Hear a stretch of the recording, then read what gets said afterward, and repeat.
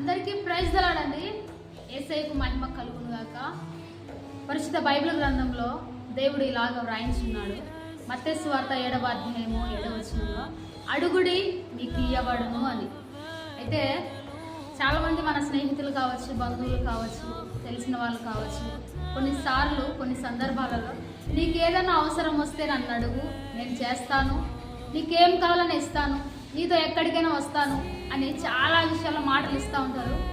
నిజంగా మనకి అవసరం వచ్చినప్పుడు, ఇరుకు ఇబ్బంది వచ్చినప్పుడు వారిని ఆశ్రయిస్తే మరి వారి చేతులు ఎత్తేస్తారండి. వారు మనకి పలకరు చాలా సందర్భాలలో.